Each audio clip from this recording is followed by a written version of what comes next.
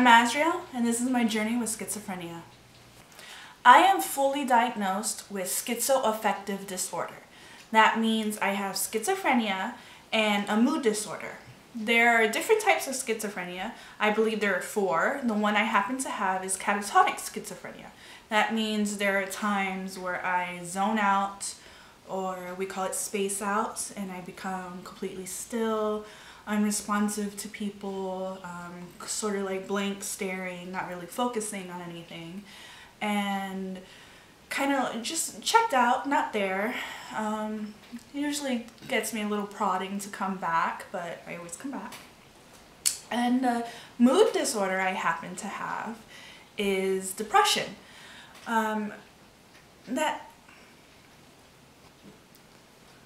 The mood disorder I happen to have is depression. I go through cycles of depression where I don't want to get out of bed, I don't want to brush my teeth, I don't want to wash my hair, I don't want to eat. It's a chore to just breathe, just to open my eyes and get up in the morning. And there's times where I have manic periods where I feel like I'm great, I'm on top of the world, I'm happy, nothing can stop me. My hallucinations are visual and auditory, and sometimes I have taste hallucinations. Some visual hallucinations I have is the man. I'll tell you about the man. He's one of my more vivid hallucinations, the one that I see the most. He's a tall man. He wears an old-timey suit. He has a hat. He has a monocle, and I know it sounds kind of ridiculous. It kind of is. It's kind of silly, but he's kind of mean, so it's not silly to me. He's very real to me. He's very real. As real as I am sitting here, I could see him. I feel like I could touch him. I could smell him. He's a real person to me. And that's what makes it so unnerving sometimes, that this person that I'm seeing or that I'm talking to is not really there. I also get auditory hallucinations, so that means I hear voices. Sometimes I hear my name. Sometimes it just sounds like a crowded area where I can't really distinguish one voice from another. I hear man and female voices. There's other times where they're more specific, where they call my name or they tell me to do things.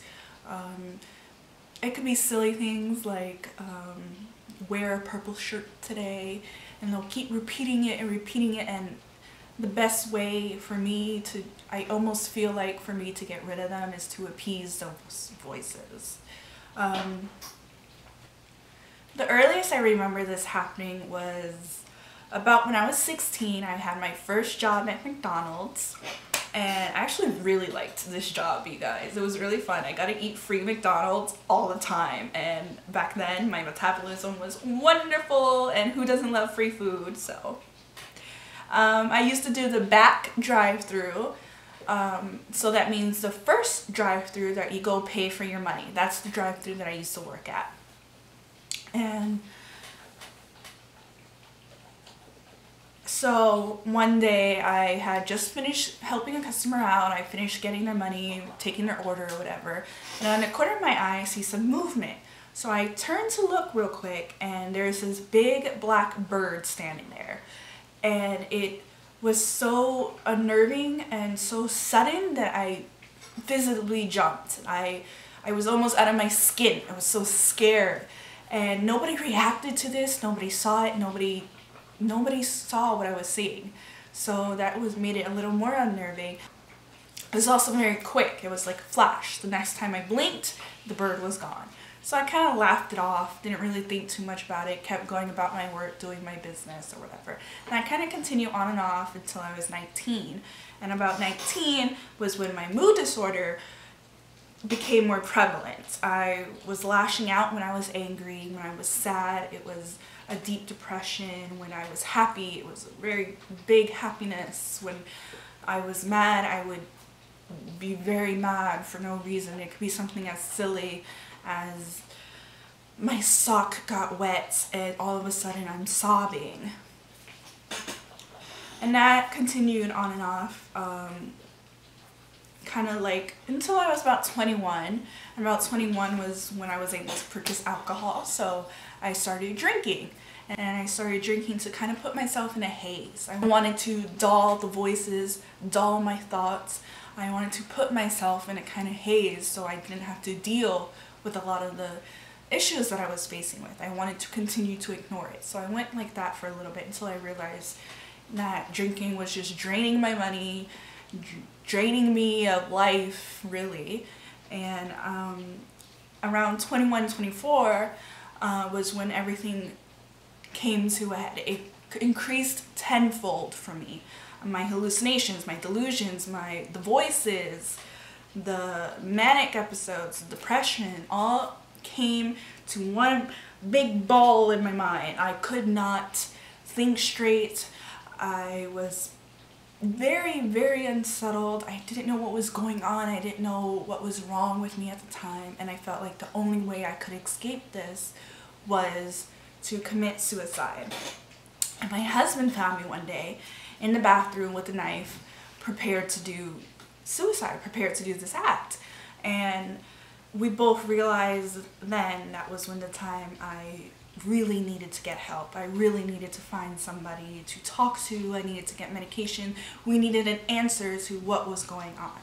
So I found this place and I met my psychiatrist, and she's a wonderful person. She's so helpful.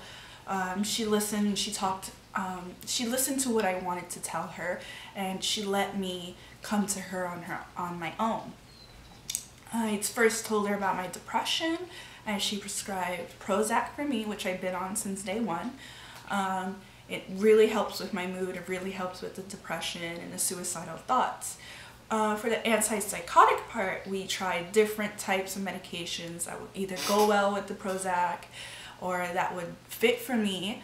Some gave me side effects, some didn't. I'll talk about more detail in another video.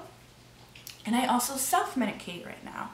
I self-medicate with CBD, which I'll also talk about in another video. And I also have a lot of supports and love right now from my family, from my friends, and that really helps a lot. I'm going to put down in the description for you guys a number that I used when I was feeling very hopeless and worthless and alone. It's a suicide hotline. You don't have to call them.